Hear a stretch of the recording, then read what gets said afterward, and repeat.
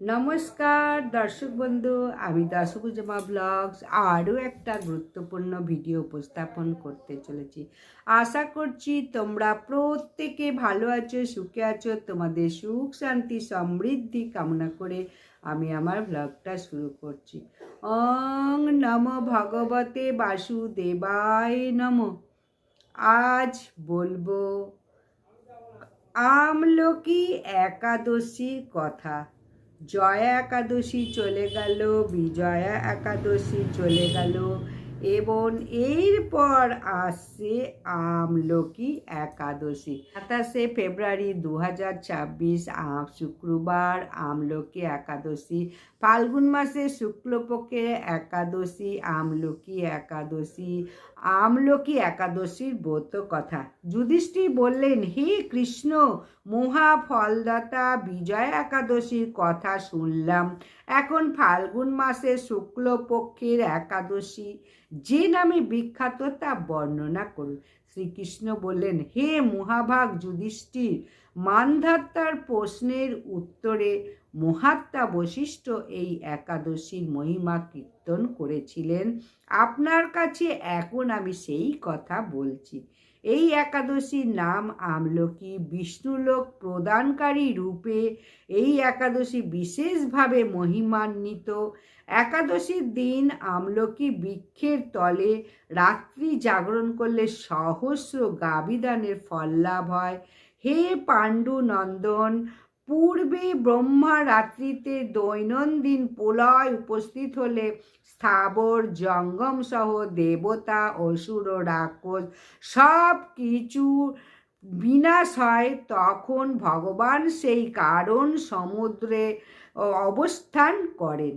তার মুখপদ্ম থেকে চন্দ্রবর্ণের এক বিন্দু জল ভূমিতে পড়ে। সেই জলবিন্দু থেকে একটি বিশাল আমলকি বৃক্ষ উৎপন্ন হয়। এই বৃক্ষের স্মরণ মাত্র গোদানের ফল, দর্শনে তাহার দ্বিগুণ এবং এর ফলাভক্ষণে 3 গুণ ফল লাভ হয়। এই বৃক্ষে ব্রহ্মা বিষ্ণু আর মহেশ্বর সর্বদা অবস্থান করে। এর প্রতিটি শাখা ও প্রশাখায় পাতায় ঋষি দেবতা প্রজাপতিগণ বাস করে। এই বৃক্ষকে সমস্ত বৃক্ষের আদি বলা হয় এবং তা পরম বৈষ্ণব রূপে বিখ্যাত। অতএব এই শ্রেষ্ঠ ব্রত সকলেরই পালনীয়। এখন এই ব্রতের একটি অদ্ভুত ইতিহাস আপনার কাছে বর্ণনা করছি। প্রাচীনকালে বৈদিশ নামে এক প্রসিদ্ধ নগর ছিল। এই নগরে চৈত্ররথ নামে এক রাজা রাজত্ব করতেন। চন্দ্রবংশীয় পাশবিন্দুক রাজা পুত্র রূপে তিনি জন্মগ্রহণ করেন। তিনি অত্যন্ত শক্তিমান ও ঐশ্বর্যশালী এবং শাস্ত্রজ্ঞানে তিনি ছিলেন সুনিপুণ। তার রাজ্যে সর্বত্রই বিষ্ণু ভক্তি পরায়ণ। সকলেই একাদশী ব্রত পালন করতেন। তার রাজ্যে কোনো অভাব অমঙ্গল ছিল না। এইভাবে প্রজাদের নিয়ে রাজা চৈত্ররথ সুখে দিন যাপন করতে থাকেন। এক সময় ফাল্গুনী শুক্লপক্ষের দ্বাদশী যুক্তা আমলকি একাদশী তিথি সমাগত হওয়ায় রাজ্যের সকলেই সেই ব্রত পালনের সংকল্প করলেন। ওই দিন প্রাতঃস্নানের পর প্রজাদের নিয়ে রাজা ভগবান শ্রী বিষ্ণু মন্দিরে যান।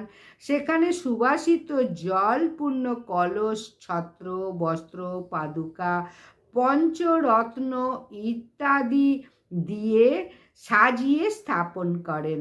তারপর ধূপ দীপ দিয়ে যত্ন সহকারে মুনি ঋষিদের দ্বারা পরশুরাম মূর্তি সমন্বিত আমলকির পূজা করেন। হে পরশুরাম, হে রেণুকার সুখবর্ধক, হে দাত্রী, হে পাপ বিনাশিনী আমলকি, তোমাকে প্রণাম। আমার অর্ঘ্য জল গ্রহণ করো। এইভাবে দিনে যথাবিধি পূজা, স্তব, স্তুতি, নিত্য গীত করে রাজা ভক্তি ভরে সেই বিষ্ণু মন্দিরে রাত্রি জাগরণ করতে লাগলেন। এমন সময় দৈবযোগে একটি ব্যাধ সেখানে উপস্থিত হয়। পূজার সামগ্রী সহ বহু ব্যক্তিকে একত্রে রাত্রি জাগরণ করতে দেখে কৌতূহল ক্রান্ত হলো। সে ভাবল, এসব কি ব্যাপার। বিষ্ণু মন্দিরে প্রবেশ করে সে বসে পড়ল। কলসের উপরে স্থাপিত বিষ্ণু মূর্তি দর্শন করল। ভগবান বিষ্ণু এবং একাদশীর মাহাত্ম্য সে মনোযোগ দিয়ে শুনল। সারাদিন ওই ব্যাধ কিছুই আহার করেননি। এইভাবে ক্ষুধায় কাতর হয়ে সেখানে সে রাত্রি জাগরণ করল। পরদিন প্রজাসহ রাজা নগরের দিকে যাত্রা করলেন। সেই ব্যাধও তার গৃহে ফিরে গেল। এরপর এক সময় ব্যাধের মৃত্যু হলো। একাদশীতে রাত্রি জাগরণ ব্রত প্রভাবে সেই ব্যাধ পরবর্তী জন্মে এক রাজ্যের অধীশ্বর রূপে নিযুক্ত হলো। জয়ন্তী নামে এক নগরী ছিল। সেখানে বিদুরথ নামে এক রাজা বাস করতেন। ওই ব্যাধ বিদুরথ রাজার মহাবলী পুত্র রূপে জন্মগ্রহণ করেন। তার নাম হয় বসুরথ। 1,00,000 গ্রামের আধিপত্য তিনি লাভ করলেন এবং তিনি ছিলেন সূর্যের মতো তেজস্বী, চন্দ্রের মতো কান্তিমান এবং পৃথিবীর মতো ক্ষমাশীল। বিভিন্ন সদ্গুণে ভূষিত বসুরথ পরম বিষ্ণু ভক্তি পরায়ণ হন। এই মহাদাতা রাজা একবার শিকার করতে গিয়ে পথ ভুলে যান। গভীর জঙ্গলের মধ্যে ক্ষুধায় পীড়িত হয়ে তিনি ক্লান্তিবশত শুয়ে পড়েন। এমন সময় কতকগুলি পর্বত নিবাসী শ্লেষ রাজার কাছে এসে নানাভাবে উৎপীড়ন করতে থাকে। রাজাকে তাদের শত্রু মনে করে তারা তাকে হত্যা করতে চেষ্টা করে।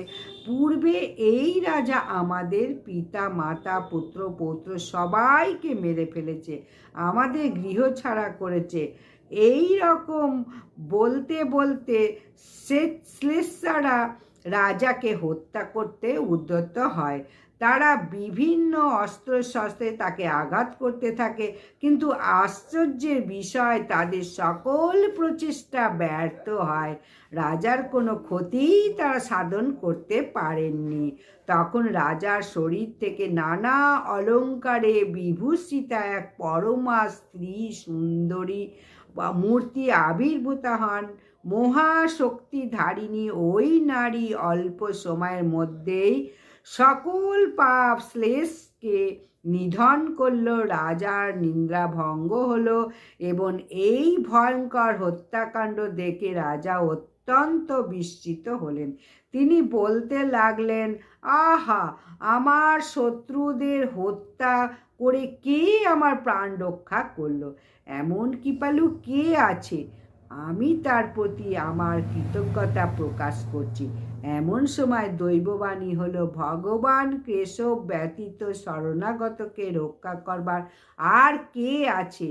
তিনি শরণাগত পালক। দৈববাণী শুনে তিনি ভক্তিযুক্ত চিত্তে গৃহে ফিরে এলেন। তারপর সকল প্রজাসহ মহা সুখে ইন্দ্রের মতো নিষ্কণ্টক রাজ্য ভোগ করতে লাগলেন। বশিষ্ঠ বলেন, হে রাজন, যে মানুষ এই পরম উত্তম আমলকি একাদশী ব্রত পালন করেন নিঃসন্দেহে বিষ্ণুলোক প্রাপ্ত হন। ভারতের সকল রাজ্যের, বাংলাদেশ, নেপাল, ভুটান, শ্রীলঙ্কা, প্রথমে পশ্চিমবঙ্গের পালন হচ্ছে 27শে ফেব্রুয়ারি 2:06 AM থেকে 9:52 AM। আমলকি একাদশীর মাহাত্ম্য তোমাদের জানালাম। উপবাস করতে পারো আর না পারো, একবার হলেও আমলকি একাদশী ব্রত কথা শ্রবণ করো ঘিয়ের প্রদীপ জ্বালিয়ে। নমস্কার, বিদায়। যদি ভিডিওটা ভালো লাগে অবশ্যই লাইক, সাবস্ক্রাইব, শেয়ার করে দাও।